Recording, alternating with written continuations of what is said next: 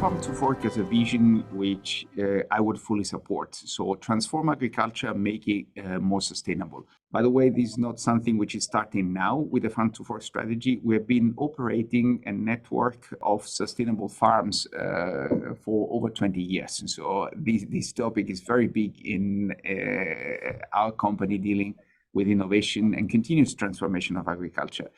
Now, what the Farm to Fork wants to do is to change the way agriculture is run. But I think one big issue is that the focus is mainly on reducing technologies currently available to farmers. So the Farm to Fork is aiming to achieve a reduction in fertilizer, a reduction in chemical crop protection, volume and risk combined, and an increase in area dedicated to organic farming. And one of the main worries which have been raised by multiple universities, also the US Department of Agriculture, is if all those measures will come to place, then there will be an inevitable loss of productivity. And this is a big worry because in times where food security is a very big topic and the war in Ukraine has even more made evident how important it is to secure food availability, then a loss of productivity cannot be part of an innovative strategy.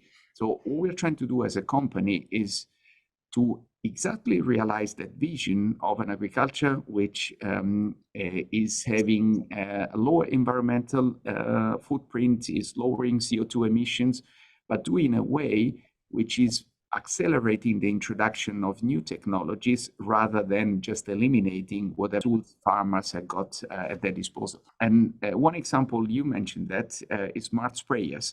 So going back to the Farm to Fork, but also similar regulations in North America, like the Endangered Species Act, got an element of let's have an agriculture which is more in sync with the environment, and a common theme. And the topic of carbon emissions from agriculture and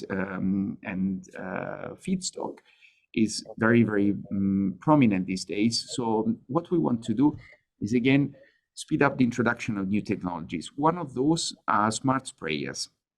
What is that? So if we want to optimize the use of chemical crop protection without losing in productivity and yield, the way to do that is to apply crop protection product at the concentration needed where you have a certain problem. So our system allows to have a rapid recognition for weed of disease and distinguish, for example, weed from crops, and then apply the right concentration and the right combination of herbicides to deal with that single weed in that particular spot.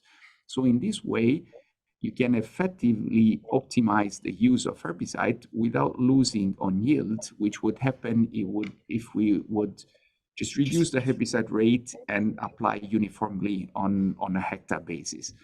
And in general, we are really active in the debate with authorities, regulators, political stakeholders, and industry to really press, first of all, for the formalization of a regulatory framework, pulling and incentivizing the development and adoption of new technologies, and really move away from the focus only on elimination, because this is not what is going to help farmers, not what is going to make them competitive on the global market, considering that you cannot have in a system which is so globally interconnected, one region taking a completely different direction than all the others.